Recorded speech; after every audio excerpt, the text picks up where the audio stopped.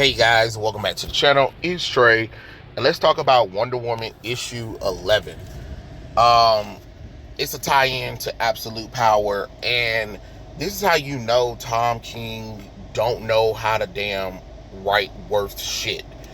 Okay, so the last issue, you had Wonder Woman stuck on an island fighting Cheetah, and she had to convince the Wonder Girls to get the invisible jet so they can go to this island, this magical island that for some reason, I guess, Diana can't fly off of with Cheetah or whatever because she's exhausted or whatever, and they've been trying to fight each other to death or whatever. Okay, fine, whatever. If you want me to go believe that bullshit, fine. So then we get to the Absolute tie-in, which this picks up during the same time Absolute Power happens. Now remember, also with this is the sovereign is in the United States is still against the Amazons, right? Even after the Amazon attack thing, they're still trying to attack Wonder Woman, right? Okay, so you would think it would pick up right after issue 10 left off. Nope. This time, Wonder Woman's in a hotel room playing Spade with some of the members from Justice League Dark, Spectre, the Marvels, right? And I'm like, when the fuck did this happen? You get what I'm saying? And I know some people, I know they were like, oh, this happens at the same time Absolute Power happens or whatever.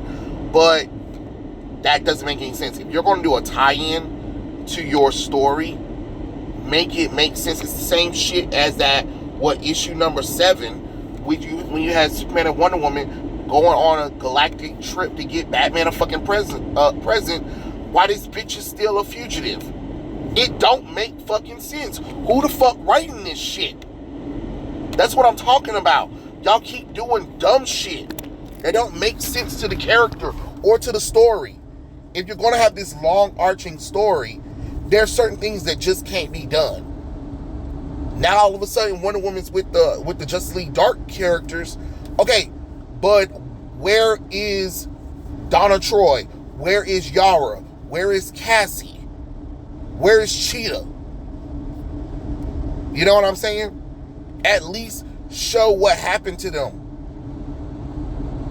And no, don't put them. Don't say, oh, something happened to them in another book. That's dumb. That is dumb, because if you're going to do a tie-in, the tie-in needs to make sense. It needs to make sense. It's like y'all forgot how to write tie-ins, DC. Because back in the day, when y'all had tie-ins made sense. You know? Even if I wasn't reading the main event, at least the tie-in would be something that's kind of like, okay, I don't have to read the tie-in to really know something. But if I wanted to read a tie-in, if I wanted to read the event that it's tied to, I can. Start writing like that. Excuse me. You can have it where the Amazo robot thing that can absorb people's powers now detects the invisible jet with Wonder Woman, the Wonder Girls, and Cheetah in it, and it goes and attacks, while they're trying to fight it and stuff like that, not realizing that this thing is taking their powers. You get what I'm saying?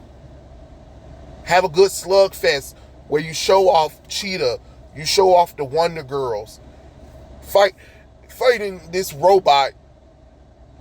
At the same time, Diana's trying to figure out what's going on. Why are her supporting cast starting to lose their powers? You get what I'm saying? And honestly, the tie-in looks so much lively and better than Daniel Separate art. I don't care what nobody say. I don't give a damn. His work is boring. It is stagnated to me. It's beautiful. It's like, okay, great. It's beautiful artwork. Okay, so Daniel Separate looks like Alex Ross without the passion behind it. That's what Daniel's work feels like, you know? And I'm just like, okay, I'm bored looking at this artwork. It's crazy to see beautiful artwork, but it's boring to look at.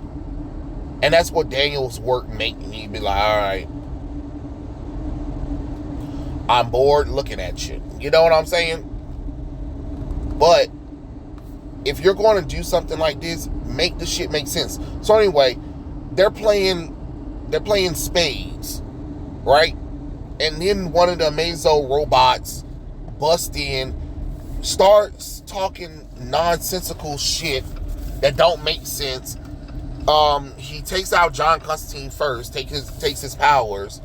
And then the Captain Marvel, he tries to attack, and the robot used his magic to send his ass off to France, right? Then, of course, Mary and Bobo the Chimp and the Spectre, they start trying to fight him or whatever. Wonder Woman realizing that the robot is taking their powers and abilities, and she's trying to like keep everybody, from being, from getting their powers absorbed.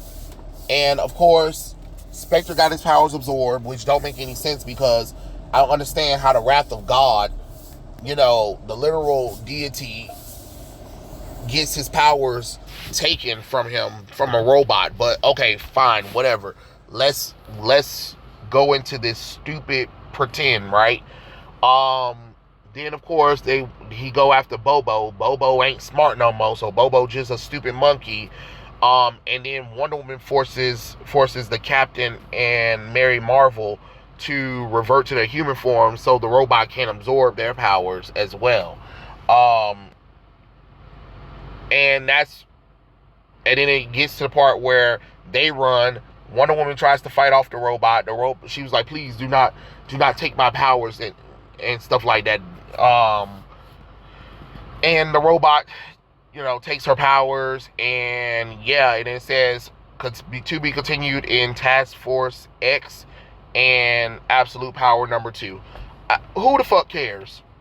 This shit was such a lame ass tie-in. Like, do you not know how to fucking write a proper tie-in to the story that makes sense?